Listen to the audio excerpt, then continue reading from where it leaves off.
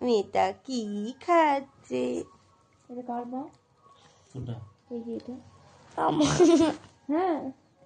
দিদি আমার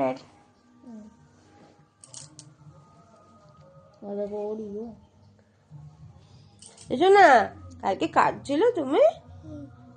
কি বলে কাঁদছিলে? উঁচু কত উঁচু, আলে বাবা উঁচু কত উঁচু, এরকম করে খাইছ।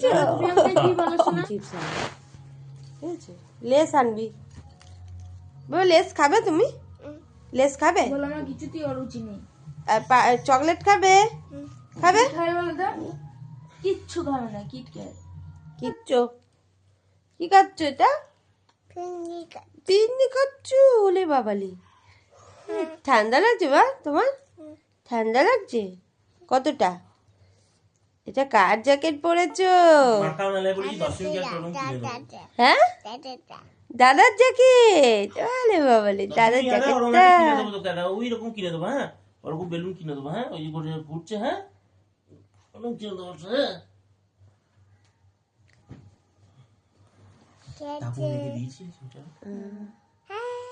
কি বলে দিয়ে কি বলবো?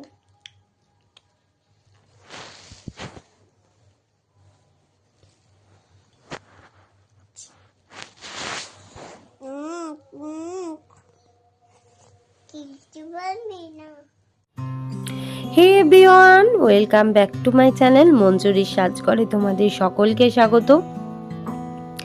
বাপের বাড়ি গেছিলাম নবান্নর জন্য, তো এই নবান্ন উৎসবের তোমাদের কিছু ভিডিও আমি শেয়ার করব।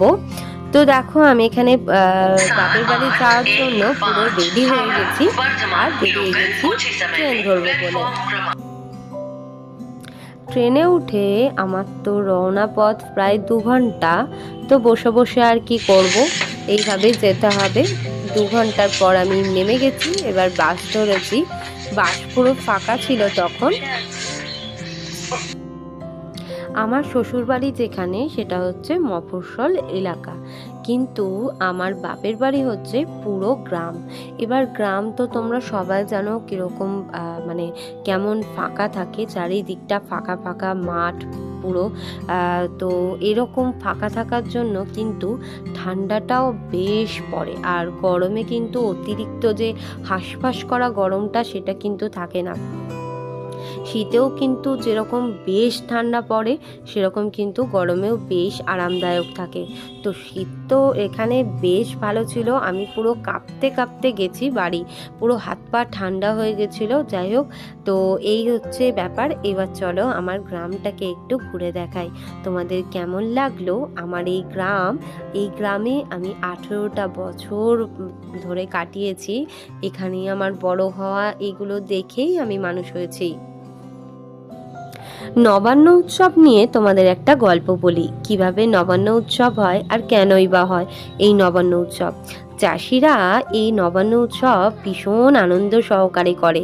কি বলতো, শীতের সময় যে মানে তারা ধানটা তোলে, তারা এই ধানটা ভালো করে ঝেড়ে মড়াইতে বাঁধবে। সেই ধান উঠে যে নতুন ধানের একটা ব্যাপার থাকে, সেই নতুন ধান নিয়ে তারা নবান্ন উৎসবটা পালন করে। আর এই নতুন ধানের কথা কি বলবো, চাষিরা তো মহা আনন্দে তাদের মানে বাড়ি নিয়ে যায়। মানে বাড়ি নিয়ে যাওয়ার পর তারা একটা ডেট ঠিক করে যে এই ডেটেই আমরা এই উৎসব পালন করব। তারপরে মানে গ্রামের একটা মানে সমিতি থাকে, সেখানে একটা আলোচনা হয়। তারপরে সেখানে একটা ডেট ঠিক হয় যে এই ডেটেই নবান্ন উৎসবটা পালন হবে। ঠাকুরও আসে এর জন্য, আর মহা আনন্দে এই উৎসব পালন করা হয়, আর ভীষণ আনন্দ হয়। আমি তো ছোট্টবেলা থেকে এই নবান্ন উৎসব মানে দেখে আসছি, কারণ আমি ওখানেই বড় হয়েছি। আর এখন তো মাঝে মাঝে যেতেই পারি না এই নবান্ন উৎসবে, কারণ ছেলের পড়াশোনার জন্য পরীক্ষা থাকে, এই কারণগুলো তো লেগেই থাকে। যাই হোক, এই বছরে আমার ছেলের যেহেতু পরীক্ষাটা হয়ে গেছিল, তাই আমি যেতে পারলাম। পরীক্ষা হয়ে গেছিল বলতে টুকিটাকি যে পরীক্ষাগুলো সেগুলো হয়নি, কিন্তু আসল যে পরীক্ষাটা, লেখা পরীক্ষাটা, সেটা হয়ে গেছিল, তাই আমি যেতে পেরেছি। পরের বছর বলা যায় না, পরের বছর যদি আবার পরীক্ষা থাকে তখন যেতে পারবো না, কিন্তু এবছর সুযোগ পেয়েছি তো হাতছাড়া করিনি। নবান্ন মানেই নতুন, এই নতুন ধান থেকেই যে চালটা হবে সেটা দিয়ে কিন্তু নবান্নে ভাত রান্না করা হয়। আর যে গোবিন্দভোগ চালটা সেটাও কিন্তু নতুনই থাকে, তারা কিন্তু এই গোবিন্দভোগ চালও কিন্তু আলাদাভাবেই চাষ করে। তো এই দিয়ে পায়েস রান্না হবে। তো এই মানে নবান্নে এই নতুন ধানের যে চালটা সেটা খেতেই হবে, মানে বাড়িতে যে চাল থাকে ভালো চাল সেটা খাওয়া যাবে না, এরকম নিয়ম কানুন তো আছেই। আর নবান্ন মানেই নতুন, সব কিছুই নতুন নতুন খাবার, কিন্তু এখন তো সবাই মানে সব কিছুই পেয়ে যায় আগের থেকে, এখন আর সেই জিনিসটা নেই। কিন্তু আগে ছোটবেলায় সত্যি মনে পড়ে, তখন সব কিছুই যেন নতুন নতুন লাগতো। ফুলকপি থেকে আরম্ভ করে যা যা রান্না হবে সব কিছুই, ছোটবেলার ব্যাপারটাই যেন আলাদা। অত কিছু সংসারের চাপ থাকে না, তো তখন মনে হতো অনেক ব্যাপার থাকে। কিন্তু এখন এখন যেটা বুঝতে পারি যে নবান্ন মানে নতুন আর কিছু নেই, সবই পুরনো, শুধু ওই চালটাই যেটা থাকে সেটাই একটু নতুন থাকে।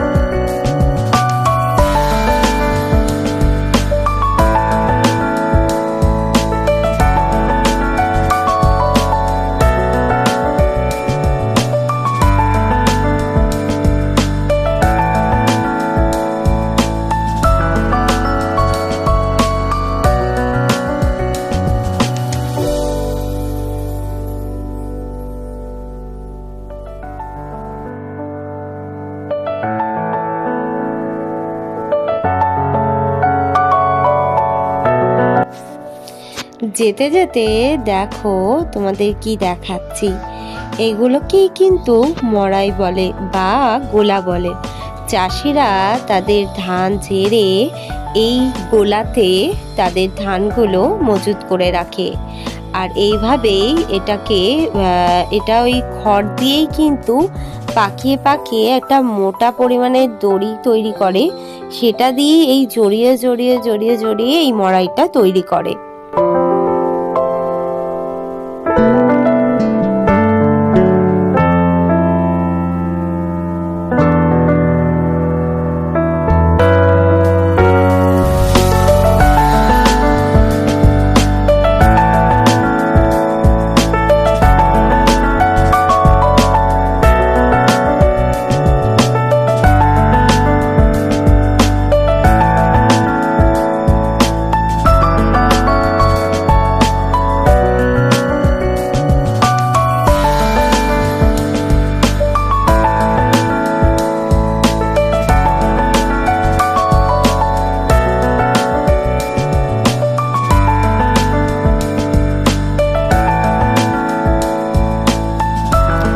এবার বাড়ি পৌঁছে যাব, বাড়ির কাছেই চলে এসেছি।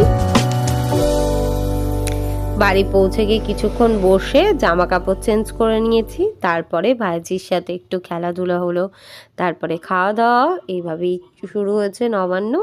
তো চলো তোমরা কিন্তু দেখতে থাকো।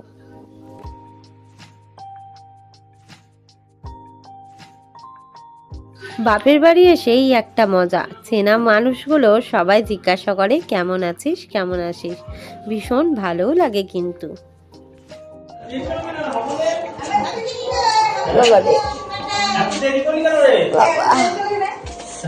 আলবো না, এখানে আলবো না, কি ঠান্ডা গো মা, কেঁপে গেলাম পুরো।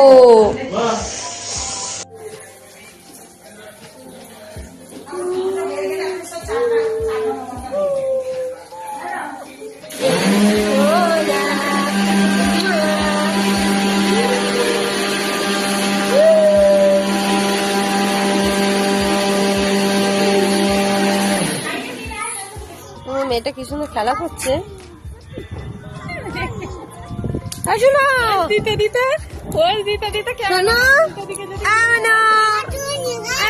কি বলছিস? বাংলা ভাষা বুঝতে পারছি না। কি কাজ এটা? কি হচ্ছে এটা? কি কাজ? আমাকে না দেয়া দিচ্ছে রে। দাঁড়া দিচ্ছি। কি কাজ? কি কাজ করছো তুমি? রান্না করছি। রান্না করছি। যে কি বলে? এমন সেই নাচটা দেখি দাও তো, সেই নাচটা এমন সেই নাচটা দেখি দাও তো। বাবা এটা কি নাচ? এটা কি নাচ? এটা কি নাচ? ও আচ্ছা, কাজ করছি আমি কাজ। আমাকে মাটিতে একবার লুটিয়ে পড়ছে। গেছে রে কুকুরটা, গেছে রে কুকুরটা, গেছে। টাচ পর্যন্ত করেনি, কামড়ে দেয়নি। পাগল তুই সত্যি।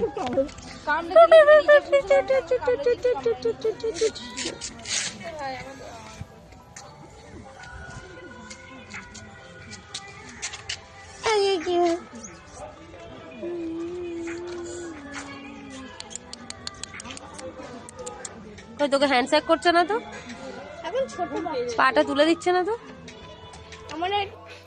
বাড়িতে পুজো শুরু হয়েছে, এবার পুজো হবে, তারপরে আমরা খেতে পারবো।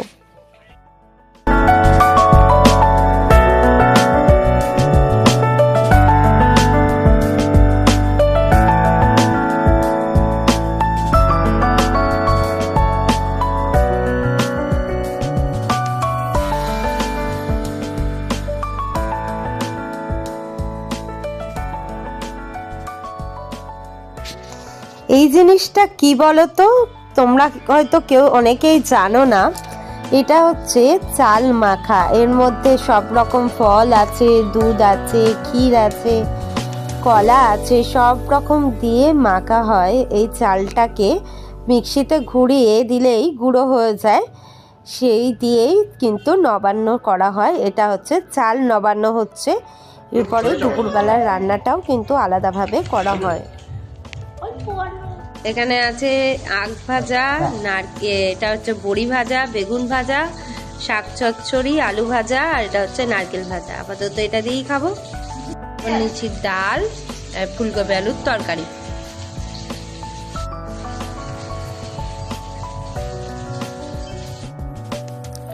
সারা দিনটা তো এইভাবে কেটে গেল। রাত্রিবেলা কিন্তু যাত্রা হয়েছে, এখানে বেশ বড় করে যাত্রা হয়েছে। তো এইভাবেই সারাটা দিন কেটেছে। তো তোমাদের ভিডিওটা কেমন লাগলো অবশ্যই জানিও কমেন্ট করে। আর যদি ভিডিও ভালো লাগে অবশ্যই আমার চ্যানেলটাকে সাবস্ক্রাইব করতে ভুলো না। তো চলো আবার দেখা হবে নেক্সট ভিডিওতে। টাটা।